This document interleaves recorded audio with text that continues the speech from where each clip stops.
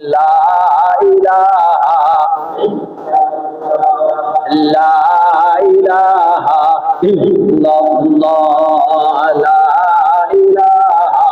ইল্লাল্লাহ লা ইলাহা ইল্লাল্লাহ লা ইলাহা লা ইলাহা ইল্লাল্লাহ লা ইলাহা আসমানের মালিক যে আল্লাহ জমিনের মালিক সে আল্লাহ লা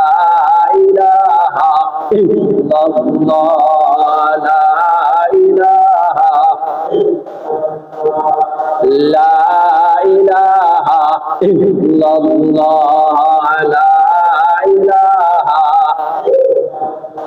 ধনীর মালিক যে আল্লাহ গরিবের মালিক সে আল্লাহ লা ইলাহা ইল্লাল্লাহ লা ইলাহা লা ইলাহা ইল্লাল্লাহ লা ইলাহা লা ইলাহা ইল্লাল্লাহু মুহাম্মাদুর রাসূলুল্লাহ সাল্লাল্লাহু আলাইহি ওয়াসাল্লাম আস্তাগফিরুল্লাহাল্লাযী লা ইলাহা ইল্লা হুয়াল হাইয়ুল কাইয়্যুম ওয়া আতুবু ইলাইহি লা হাওলা ওয়ালা কুওয়াতা ইল্লা বিল্লাহিল আলিয়্যিল আযীম। মালিকের দরবারে শুকরিয়া তার সকলে বলি আলহামদুলিল্লাহ। আল্লাহ রাব্বুল আলামিন আপনাকে আমাকে এই ফিতনা ফাসাদের জামানায় আল্লাহর ঘর মসজিদে পবিত্র শুক্রবার জুমার দিন গরিবের জন্য হজের দিন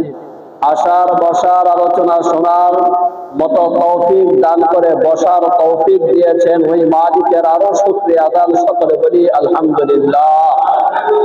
আরো লাখো লাখো কোটি কোটি শুকরিয়া আখির জামান নবী সাইয়্যিদুল মুরসালিন খাতামুন নবিয়্যিন রাহমাতুল লিল আলামিন আহমদ মুহাম্মদ মুস্তাফা সাল্লাল্লাহু আলাইহি ওয়াসাল্লামের